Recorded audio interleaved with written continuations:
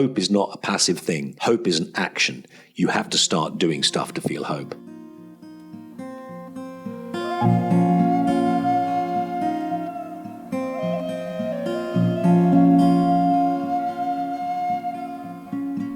You're listening to Troubled Waters, Episode 2.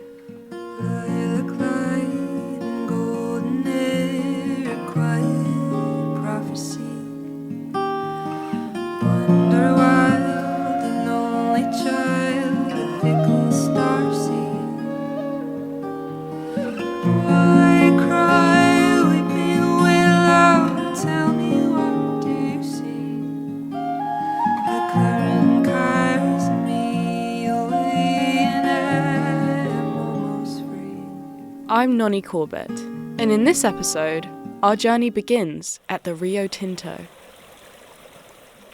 When you look up Rio Tinto, the results are all for the British mining company and not the actual river. So I had to do a bit of digging, no pun intended. The Rio Tinto is located in southern Spain. The water is a vibrant orangey red colour due to acidic pollution caused by metal mining. Hence the name Rio Tinto, meaning Red River in Spanish. I had a call with Aphelion Elvidge, where the Earth is furthest away from the Sun. It's called Aphelion, who is doing a PhD in water ecology. During his master's degree, Aphelion worked on a project sampling water from the Rio Tinto. We were just standing next to this river and no one fell in, but it's like you would be in serious trouble if you fell in. Due to the river's high acidic content, there are very few species that can live there. These species have been studied to help understand how life is possible on Mars, because it is such a unique environment. I had a pair of wellies that I'd specifically brought for the trip. We washed them off with clean water at the end of every day. If Aphelion and the other water samplers didn't wash their boots off after being in the river, the acid would eat through the soles of their boots over the course of 1 week. The water itself was very red. If I personify it, I kind of imagine it as this very, mutated, damaged thing. Oh, well, thanks a bunch for the compliment. The landscape has been altered by humans for so many years. The main driving force has been what humans need. Metals are vital for every single aspect of life. And I was going to say modern life, but no, every single aspect of life for people since, the Bronze Age. But we don't have a way of extracting metals that doesn't impact the environment. Some places do have regulations, so that needs to be done legally, but it's what is the minimum people can get away with. We need to start thinking about how we can transform our societies to be more sustainable.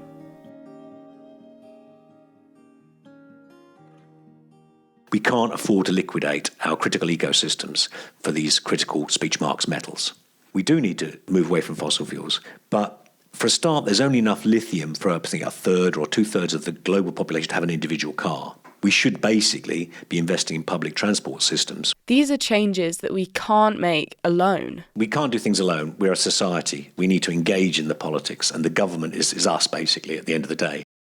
Living in the UK, it's easy to be unaware of what mining is in the present day. I think our dangerous perception, if you're not seeing a mine these days, is that it's a bit of a helmet and a small hole in the ground.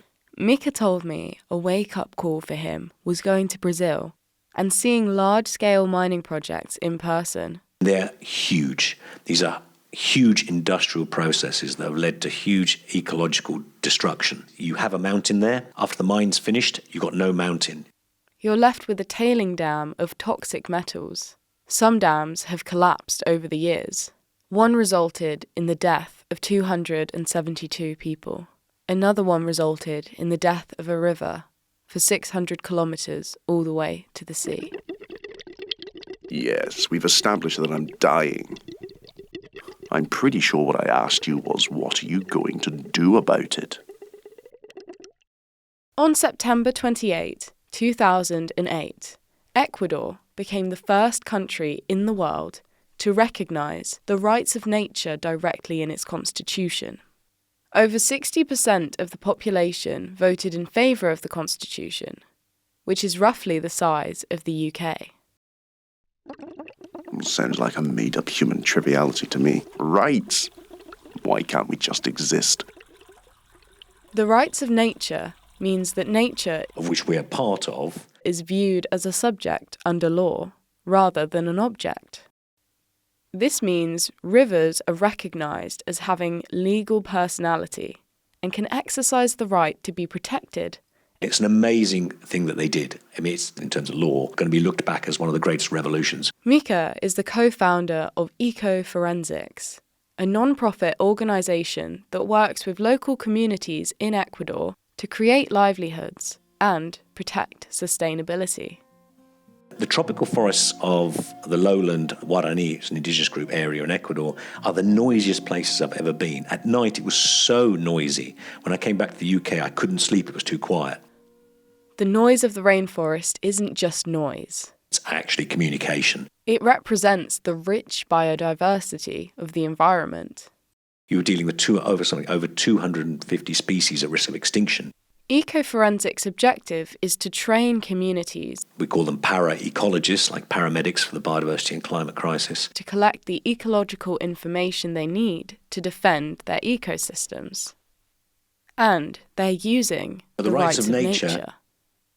What led me to work with the rights of nature was really appealing to it to try and defend last chance defence against a very powerful force, which is mining in Ecuador. In Ecuador in 2016, the government issued a series of mining concessions, meaning that companies were licensed to mine across huge areas of Ecuador. I supported them as a scientist in a way to put forward a rights of nature case, the Los Cedros case. We were successful in 2021. In 2021, the Constitutional Court ruled that the issuance of mining permits within Los Cedros violated the rights of nature, which stands as one of the most consequential applications of the rights of nature in Ecuador since 2008. Humans are absolutely fascinating. You create problems, but you can solve problems. When you actually work together, you do this very well. But one thing I'll never understand is why you insist on having different countries and marking out the separations. Oh, and don't even get me started on when you bring me into it. So I guess my point is, we've talked about Ecuador rights of nature, but what about everywhere else? I feel a change in the tide, and I'm scared to die. Oh, I'm scared to die. There's stones in my bed and a mountain in my head, and the sea. You've been listening to the Rio Tinto episode on Troubled Waters, and I'm Nonny Corbett.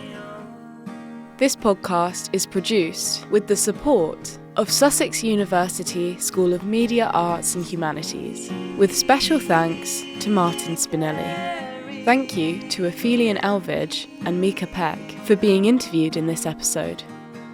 Thank you to Ada Strange for voicing the river. And thank you to Gabriella Francis, and thank you, Sounds of Dusk, for the song River.